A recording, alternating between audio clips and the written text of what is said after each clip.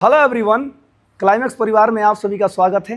तो जैसा कि आज आप यह वीडियो एक नए चैनल, जी हाँ, आपके अपने क्लाइमेक्स कोचिंग सेंटर के नाम से जो चैनल बनाया गया है उस पर देख रहे हैं, तो फटाक से आप इस चैनल को सब्सक्राइब कर लीजिए, क्योंकि क्लाइमेक्स कोचिंग सेंटर से रिलेटेड जो भी नोटिफिकेशन होंगे, जो भी अपडेट्स होंगे, आपको इस चैनल पर मिलते रहेंगे और पढ़ाई वाले कंटेंट भी यहाँ पर मिलेंगे। ठीक है। और हाँ, बोर्ड बाबा भी चलता रहेगा। जैसा कि आप जानते हैं कि ऑनलाइन की दुनिया में पहले से हम लोग बोर्ड बाबा से जुड़े हुए हैं, तो उस पर भी पढ़ाई का आपका हर एक कंटेंट, हर एक अपडेट मिलता रहेगा। ठीक है।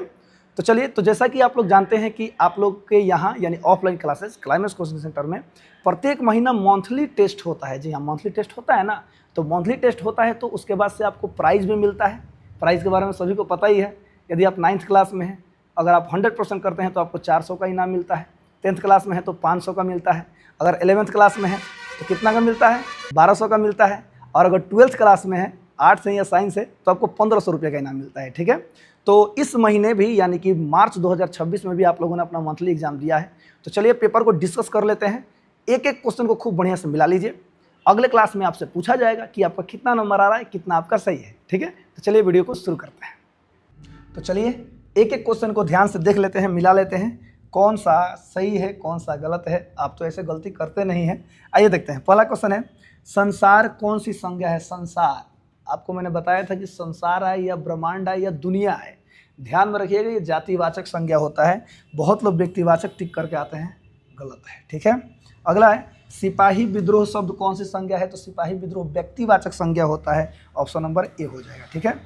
कड़बक के आधार पर, यानी जो कड़बक हम लोगों ने कविता पढ़ा है मलिक मोहम्मद जायसी जी के द्वारा, उसके आधार पर कलंक शब्द का क्या अर्थ है? कलंक, तो मैंने बोला था कि आप लोग थोड़ा शब्द जो दिया होता है अंत में उसका भावार्थ पढ़िए, क्योंकि एग्जाम में आ जाता है। जैसे कन्या, कन्या का अर्थ क्या होता है? गोद होता है। उसी तरह से कलंक का अर्थ आप देखेंगे तो कोयला मिलेगा। क्या? कोयला होता है। ऑप्शन नंबर सी हो जाएगा। ठीक है। अगला क्वेश्चन है, भूषण रीति काल के किस धारा के कवि हैं? तो रीति काल के रीति मुक्त कवि थे, क्योंकि वो अलग हटकर कविता लिखते थे। ऑप्शन नंबर डी हो जाएगा। अगला है, लागती लपकी कंठ बैरिन के नागिन सी। वाह, लागती लपकी कंठ बैरिन की नागिन सी, नागिन सी, नागिन के जैसी, यानी किसी चीज से यहाँ पे तुलना करने जैसा बोध हो रहा है ना। तो जब भी तुलना करने का बोध होता है उसको उपमा कहते हैं, यानी उपमा अलंकार होता है वहां पर। तो ऑप्शन नंबर डी हो जाएगा। जैसे पीपर पात सरस मन डोला, पीपर के पतई के जैसन मन डोलता, नदिया के बीचे जैसे नैया डोले, होता है ना जी। तो ये क्या हो रहा है? एक चीज से तुलना की जा रही है। तो जब तुलना की जाती है तो वहां पर उपमा अलंकार होता है। ठीक है। तो ऑप्शन नंबर डी हो जाएगा। और अनुप्रास अलंकार कौन सा होता है? ये भी बहुत ज्यादा पूछा यहाँ से। जब एक ही जैसे वर्ण शब्द देखने को मिलेंगे ना, तो वहां पर क्या होता है? अनुप्रास अलंकार होता है। नाभादास जी द्वारा रचित भक्तमाल में कितने छप्पे हैं? 316 छप्पे हैं, जिसमें 200 से भी अधिक भक्तों के चरित्रमाला के बारे में लिखा गया है। ऑप्शन नंबर ए हो जाएगा इसका, 316। कवितावली के रचनाकार कौन है? हमारे तुलसीदास जी हैं। ऑप्शन नंबर बी हो जाएगा। अगला है, कौन सी रचना सूरदास की नहीं है? कभी भी क्वेश्चन पढ़ लेना चाहिए, नहीं पूछा यानी कौन सा नहीं है। तो सूर सागर इनकी रचना है, साहित्य लहरी सूरदास की ही रचना है, सुर सारावली भी सूरदास जी की है, सतसई इनकी रचना नहीं है। ऑप्शन नंबर डी हो जाएगा। ठीक है। नाभादास का अस्थाई निवास कहाँ था? तो वो वृंदावन के थे, याद रखिएगा, अस्थाई निवास वृंदावन। ऑप्शन नंबर ए हो जाएगा। अगला है, जायसी की काव्य भाषा कौन सी थी? तो वो अवधी भाषा का प्रयोग करते थे। ऑप्शन नंबर सी हो जाएगा। ठीक है। चलिए, अब ये इंग्लिश का आ गया, ध्यान दीजिएगा। Walter de la Mare was born in 1873, 1873 में वाल्टर डिला मेयर का जन्म हुआ था। ऑप्शन नंबर बी हो जाएगा। ठीक है। अगला है, Walter de la Mare died in dash dash dash, इनका मृत्यु 1956 में हुआ था, याद रखिएगा। ठीक है। 1956, ऑप्शन नंबर सी हो जाएगा। ठीक है। अगला क्वेश्चन है, Walter de la Mare was awarded order of merit. जी हाँ, इनको मिला था ऑर्डर ऑफ मेरिट। कब मिला था? तो 1953 में मिला था, याद रखिएगा। ऑप्शन नंबर डी हो जाएगा। ठीक है। अगला है, what else was the profession of John Keats. ये सर्जन भी थे, आपको मैंने क्लास में बताया था, याद रखिएगा। ऑप्शन नंबर डी हो जाएगा। अगला है, and gathering swallows twittering in the skies ode to autumn. ठीक है। ऑप्शन नंबर सी हो जाएगा। 16 नंबर क्वेश्चन है, विच season is called the season of मेलो फ्रूटफुलनेस। तो ऑटम सीजन होता है, फलों का मौसम होता है। ऑप्शन नंबर सी हो जाएगा। अगला है, लामिया एंड सोडिट लामिया एंड हाइपेरियन, याद आ रहा है? किनके द्वारा लिखा गया है, तो जॉन किट्स हैं, ऑप्शन नंबर सी हो जाएगा। अगला है W.H. Auden won the Pulitzer prize in 1948, इनको पुलिजर प्राइज मिला था, ऑप्शन नंबर ए हो जाएगा। What does the poem Now the leaves are falling fast enact? Now the leaves are falling fast क्या दर्शाता है, तो ह्यूमन का ये फ्रस्ट्रेशन दर्शाता है, ऑप्शन नंबर ए हो जाएगा। अगला है for which creation was W.H. Auden awarded the Pulitzer prize, तो द एज ऑफ एंजाइटी पर इनको पुलिजर प्राइज मिला था, ऑप्शन नंबर सी हो जाएगा। अगला है trolls is an ugly creature in Scandinavian mythology, याद रखिएगा, ऑप्शन नंबर सी हो जाएगा। अगला है how old is the poet, तो ये जॉन किट्स का था, कहाँ, तो 37, option number, sorry John Keats नहीं, सॉरी याद रखिएगा, वाल्ट विटमैन। कहते हैं ना कि मैं अभी कविता लिख रहा हूँ, मैं स्वस्थ हूँ, मेरा उम्र 37 साल है और मैं मरते दम तक स्वस्थ रहूँगा, ऑप्शन नंबर सी हो जाएगा। कौन, Walt Whitman, option number C, song of myself. अगला है वाल्ट विटमैन इज कॉल्ड और dash dash dash, people's poet कहा जाता है वाल्ट विटमैन को, ऑप्शन नंबर ए हो जाएगा, ठीक है। अगला है what does hyperbole mainly deal with, आपको बताया गया था sweetest love I do not go से एक्सैगरेशन, ऑप्शन नंबर बी हो जाएगा। अगला है the speaker soul go away when the beloved Sai, जब प्रेमिका यानी उनकी जो पत्नी है एना मोर जब सिसकती हैं तो आत्मा निकल जाता है, जब रोती हैं तो उनका खून सूख जाता है, तो ऑप्शन नंबर ए हो जाएगा। The word melancholy is associated with which poet, सुनिएगा, ये जो मिलनकोली शब्द है ये किस किस कवि के बारे में पढ़े हैं, तो कहाँ कहाँ देखने को मिला है, अगर समझ सकते हैं किससे संबंधित है, तो याद रखिएगा वाल्टर डी ला मेयर से भी है और जॉन किट्स से भी है। वाल्टर डी ला मेयर का एक रचना था ऑन मिलनकोली, और जॉन किट्स भी के कविताओं में भी मिलनकोली देखने को मिलता है, इसलिए ऑप्शन नंबर क्या हो जाएगा, डी हो जाएगा, ए और सी दोनों। अगला है, हाँ अब अगला टॉपिक है पैसिव वॉइस, क्या दिया है बाबू, हाँ पैसिव वॉइस दिया है। चलिए, तो पैसिव वॉइस, नरेशन, ये सब के सब सबसे आसान टॉपिक होते हैं, मैंने आपको क्लास में बताया था। जितना ज़्यादा आपको बेसिक रूल याद रहेगा उतना जल्दी आप तुरंत बनाएंगे, आपको पैसिव वॉइस बनाने की आवश्यकता भी नहीं पड़ेगी, ठीक है। चलिए देखते हैं बनाते कैसे हैं एग्जाम में पैसिव वॉइस। देखिए, Ram writes a letter, verb 5 आ गया ना, वर्ब 1 या वर्ब 5, डू या डज, क्या होता है, is am are plus verb 3, तो is am are plus verb 3 किधर है, is am are is am are is am are is am are, तो यहाँ पर है ऑप्शन नंबर ए हो जाएगा। इसमें बिंग नहीं होगा, इसमें बीन नहीं होगा, इसमें वाज नहीं होगा, ठीक है। अगला क्वेश्चन है, देखिए क्वेश्चन नहीं है, बस पैसिव वॉइस से जान गए ना, तो देखिए इज प्लस वर्ब 4 दिया है ना, तो बस बिंग ढूंढ लीजिए, BEING किधर है, इसमें नहीं है, इसमें नहीं है, इसमें नहीं है, यहाँ है, तो ऑप्शन नंबर बी, आंख बंद करके ऑप्शन नंबर बी सही हो जाएगा, ठीक है। अगला है हैव प्लस वर्ब 3 दिया है ना, तो हैव या हैज बीन ढूंढ लीजिए, BEEN किधर है, इसमें नहीं है, हाँ इसमें है, और ही कहीं नहीं है, देख लो ना, तो उससे मैं तो ध्यान देना चाहिए, ऑप्शन नंबर सी हो जाएगा। देखिए will plus finish, will plus verb 1 का प्रयोग किया गया है, विल प्लस वर्ब 1, तो आपको केवल बी ढूंढ लेना है, BE, तो BE किधर है, BE, ऑप्शन नंबर यहाँ पर है, सी हो जाएगा, ठीक है। चलिए, तो अब इतिहास का क्वेश्चन है, ध्यान दीजिएगा, मानव द्वारा सर्वप्रथम किस धातु का उपयोग किया गया था, याद रखिएगा, मानव द्वारा सबसे पहले तांबा जो था, तांबा, उसी का प्रयोग किया गया था, ऑप्शन नंबर बी हो जाएगा, ठीक है। अगला क्वेश्चन है मोहनजोदड़ो की खोज 1922 ईस्वी में किसने की, या ऐसे भी क्वेश्चन पूछ देता है कि मोहनजोदड़ो का उत्खनन किसने किया, सुनिएगा, मोहनजोदड़ो का नाम आएगा तो रखालदास बनर्जी का नाम याद रखिएगा, और हड़प्पा शहर का नाम आएगा तो दयाराम साहनी याद रखिएगा, तो कौन है, Rakhaldas Banerjee, option number C हो जाएगा। अगला है सिंधु घाटी सभ्यता में जूते हुए खेत यानी कि जोताइल खेत के साक्ष्य यानी प्रमाण किस पुरातात्विक स्थल से प्राप्त हुए हैं, तो कालीबंगा से हुए, याद रखिएगा, ऑप्शन नंबर बी हो जाएगा, ठीक है। अगला क्वेश्चन है हड़प्पा सभ्यता का भारत में स्थित सबसे बड़ा स्थल कौन सा है, तो राखीगढ़ी है, सबसे बड़ा स्थल जो है हड़प्पा सभ्यता का वो राखीगढ़ी, याद रखिएगा, ऑप्शन नंबर सी हो जाएगा। अगला क्वेश्चन है, हाँ 35 नंबर,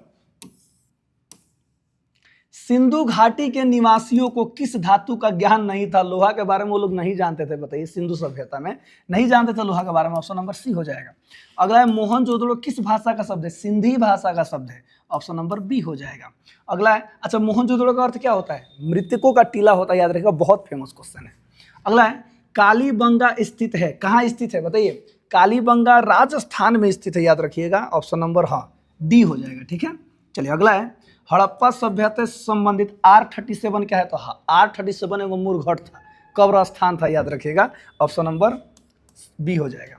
निम्नलिखित हिंदू देवताओं में से कौन सैंधव सभ्यता का प्रमुख देवता थे या था? तो शिव जी थे, शंकर जी थे, याद रखिएगा, ऑप्शन नंबर बी हो जाएगा। हड़प्पा, और वो मातृ देवी की पूजा करते थे, ये भी याद रखिएगा, ठीक है। हड़प्पा और मोहनजोदड़ो की खुदाई के समय भारतीय पुरातात्विक सर्वेक्षण के डायरेक्टर जनरल कौन थे? तो मार्शल जी थे, याद रखिएगा, John Marshall, option number D हो जाएगा। अगला है, हड़प्पा सभ्यता किस युग की सभ्यता है? हड़प्पा सभ्यता किस युग की सभ्यता है? तो कांस्य युग की सभ्यता, याद रखिएगा, ऑप्शन नंबर बी हो जाएगा, ठीक है। चलिए अगला क्वेश्चन है, हड़प्पा सभ्यता का सबसे बड़ा नगर कौन सा था? तो सबसे बड़ा नगर, शहर की बात आएगा तो मोहनजोदड़ो, याद रखिएगा, ऑप्शन नंबर ए हो जाएगा। अगला है, आलमगीरपुर कहाँ स्थित है? आलमगीरपुर कहाँ स्थित है? तो उत्तर प्रदेश में है आलमगीरपुर, ऑप्शन नंबर ए हो जाएगा। कलकत्ता में एशियाटिक सोसाइटी की स्थापना किसने की थी? कलकत्ता में एशियाटिक सोसाइटी की स्थापना, याद रखिएगा, विलियम जोन्स ने की थी, ऑप्शन नंबर डी हो जाएगा, ठीक है। अगला क्वेश्चन है, सिंधु सभ्यता में विशाल अन्नागार, सबसे बड़ा अन्नागार कहाँ पे मिला है? तो हड़प्पा में ही मिला है, याद रखिएगा, ऑप्शन नंबर ए हो जाएगा। पहली बार हड़प्पा को किस वर्ष उत्खनन किया गया था? तो 1921 में दयाराम साहनी जी के द्वारा, याद रखिएगा, ऑप्शन नंबर ए हो जाएगा। सिंधु सभ्यता में गोदी कहाँ से मिला है? सिंधु सभ्यता में गोदी कहाँ से मिला है? तो गोदी जो है लोथल से मिला है, याद रखिएगा, ऑप्शन नंबर डी हो जाएगा। अगला है, सिंधु सभ्यता में नृत्य करती हुई लड़की की मूर्ति कहाँ से मिली है? तो मोहनजोदड़ो से मिली है, याद रखिएगा, ऑप्शन नंबर सी हो जाएगा। चलिए अगला क्वेश्चन है 49 नंबर, मोहनजोदड़ो किस नदी के किनारे स्थित है? तो सिंधु नदी किनारे स्थित है, याद रखिएगा। और हड़प्पा पूछता है तो रावी नदी के किनारे स्थित है, याद रखिएगा। लोथल पूछे तो भोगवा नदी, याद रखिएगा। तीनों बहुत फेमस है, पूछते रहता है एग्जाम में, ठीक है। अगला है, सुरतुघई नामक हड़प्पा स्थल कहाँ स्थित है? सुरतुघई अफगानिस्तान में स्थित है, याद रखिएगा, ऑप्शन नंबर डी हो जाएगा। लोथल किस नदी किनारे स्थित है? मैंने अभी बताया, भोगवा नदी, ऑप्शन नंबर सी हो जाएगा। मेसोपोटामिया के लेख मेलुहा किसे कहा गया है? किसे कहा गया? तो हड़प्पाई क्षेत्र को कहा गया है, ऑप्शन नंबर डी हो जाएगा। फायांस से बने लघु पात्र, फायांस से बने लघु पात्र, छोटे पात्र संभवतः सुगंधित द्रव्यों के पात्रों के रूप में प्रयुक्त होते थे। कहाँ मिले हैं? तो ये मिले हैं बाबू, हड़प्पा में मिले हैं और मोहनजोदड़ो में मिले हैं, याद रखिएगा। तो इसका ऑप्शन नंबर डी हो जाएगा, ए और बी दोनों, ध्यान से टिक कीजिएगा, ठीक है। ये जो फायांस से बने लघु पात्र हैं, ये हड़प्पा में मिले हैं और मोहनजोदड़ो, दोनों जगह से मिले हैं। अगला है, रखाल दास बनर्जी को मोहनजोदड़ो के अवशेष किस वर्ष मिले थे? 1922 में मिले थे। 21 में किनको मिला था? दयाराम साहनी को मिला था हड़प्पा, और 1922 में मिला था रखाल दास बनर्जी को। 54 नंबर हो गया। 55 नंबर क्वेश्चन है, सिंधु घाटी सभ्यता में विशाल स्नानागार के अवशेष कहाँ मिले हैं? स्नानागार कहाँ पर बताइए? तो मोहनजोदड़ो। सुनिएगा, स्नानागार की बात आएगा तो मोहनजोदड़ो, और अन्नागार का बात आएगा तो कौन सी? हड़प्पा। स्नानागार माने स्विमिंग पूल, ठीक है, और अन्नागार माने जहाँ पर अनाज उनाज रखा जाता है, ठीक है। अगला क्वेश्चन है, एस.आर. राव, सुनिएगा, द्वारा लोथल में खुदाई आरंभ कब किया गया था? तो 1955 में किया गया था, ऑप्शन नंबर डी हो जाएगा। सिंधु घाटी सभ्यता की जुड़वा राजधानी किसे कहा जाता है? तो जुड़वा राजधानी हड़प्पा मोहनजोदड़ो है, याद रखिएगा, ऑप्शन नंबर सी हो जाएगा। अगला है, हड़प्पा किस नदी के किनारे स्थित है? तो रावी नदी, मैंने बताया था रावी नदी। अगर पूरा हड़प्पा सभ्यता पूछता है तो सिंधु नदी के किनारे, याद रखिएगा। अगला है, लोथल कहाँ स्थित है? तो गुजरात में स्थित है, ऑप्शन नंबर ए हो जाएगा। हड़प्पा का उत्खनन किया था, किन्होंने किया था? तो दयाराम साहनी ने किया था, ऑप्शन नंबर सी हो जाएगा। अगला है, भारतीय पुरातत्व के पिता किसे कहा जाता है? अलेक्जेंडर कनिंघम को कहा जाता है, ऑप्शन नंबर बी हो जाएगा। अगला है, सिंधु सभ्यता का कौन सा स्थल मृतकों का टीला, मैंने अभी ऊपर बताया था, मृतकों का टीला मोहनजोदड़ो, ऑप्शन नंबर बी हो जाएगा, ठीक है। चलिए 63 नंबर क्वेश्चन है, निम्नलिखित में से हड़प्पा की वास्तुकला की विशिष्ट विशेषता क्या थी? क्या थी? तो यहाँ ईंटों का उपयोग किया जाता था, याद रखिएगा, ऑप्शन नंबर सी हो जाएगा। जी हाँ, पक्का पक्का घर बनता था, नालियाँ बनती थी, सड़क बनती थी, 90 डिग्री पे कटता था, हर एक चीज़ आपको पता है। अगला है, मोहनजोदड़ो का शाब्दिक मतलब क्या होता है? मृतकों का टीला, मैंने अभी बताया, ऑप्शन नंबर ए हो जाएगा। काली चूड़ियाँ के नाम से कौन सा स्थान प्रसिद्ध है? कालीबंगा, काली, सुनिए, कलाई में चूड़ी पहना जाता है ना, तो कालीबंगा, ऑप्शन नंबर गोरी है कलाइया तू ला दे मुझे हरी हरी चूड़िया, हाँ वही वाला चूड़िया, तो याद रखिए काली चूड़िया कहाँ? तो कालीबंगा संबंधित है, ठीक है। अगला क्वेश्चन है, निम्नलिखित में कौन एक पूर्व सैन्य अधिकारी था और भारतीय पुरातत्व सर्वेक्षण, जिसको शॉर्टकट में ASI कहा जाता है, के महानिदेशक के रूप में काम करता था। तो कौन था? व्हीलर था, याद रखिएगा, व्हीलर। तो कहाँ है व्हीलर जी? यहाँ देखिए REM, wheeler, option number D हो जाएगा। ठीक है, अगला क्वेश्चन है धौलावीरा किस राज्य में है? तो धौलावीरा गुजरात में पड़ता है, याद रखिएगा, ऑप्शन नंबर सी हो जाएगा। अगला है घोड़े की हड्डियों के साक्ष्य कहाँ से मिले हैं? तो कहाँ से मिले हैं? सुरकोटला से मिले हैं, ऑप्शन नंबर सी हो जाएगा। ठीक है, हाँ। हड़प्पाई लिपि में चिन्हों की संख्या लगभग कितनी है? तो 400 से भी अधिक है, याद रखिएगा, ऑप्शन नंबर डी हो जाएगा। अगला है हड़प्पावासी नीले रंग के लाजवर्द मणि कहाँ से प्राप्त करते थे? कहाँ से प्राप्त करते थे? तो सुरतुगई से करते थे, ऑप्शन नंबर बी हो जाएगा। ठीक है, तो चलिए, तो इस प्रकार से पूरा का पूरा ऑब्जेक्टिव खत्म होता है। यहाँ पर आपको कुछ सब्जेक्टिव क्वेश्चंस दिए गए थे, जैसे हिस्ट्री का पुरातत्व से आप क्या समझते हैं, कार्बन 14 विधि से आप क्या समझते हैं, होम साइंस का जिनका है आहार आयोजन क्या है, मृदा क्या है, पॉलिटिकल का शीत युद्ध पर संक्षिप्त नोट लिखे, मार्शल योजना के क्या उद्देश्य थे, ज्योग्राफी का अशोधित मृत्यु दर की गणना कैसे की जाती है, जनसंख्या की धनात्मक वृद्धि कब होती है, हिंदी और इंग्लिश में था छत्रसाल की तलवार कैसे वर्णन कीजिए, where does the lady lie, how does she look to the poet, ये क्वेश्चन था। ठीक है, और साइकोलॉजी वालों को बोला जाएगा क्लास में। ठीक है, याद रखिएगा। तो पूरा इसको आपको लिख करके याद करके आना है कॉपी में। ठीक है, आज का यही आपका होमवर्क है, याद रखिएगा। वो आप टेस्ट दिए हैं, एक एक क्वेश्चन खूब बढ़िया से मिला लीजिए लो। ठीक है, और आपसे कल पूछेंगे कि आपका कौन सा कितना सही है कितना गलत है। ठीक है, तो हंसते रहिए, मुस्कुराते रहिए, गाते रहिए, गुनगुनाते रहिए और हमेशा खुश रहिए। मिलते हैं क्लास में, तब तक के लिए जय हिंद।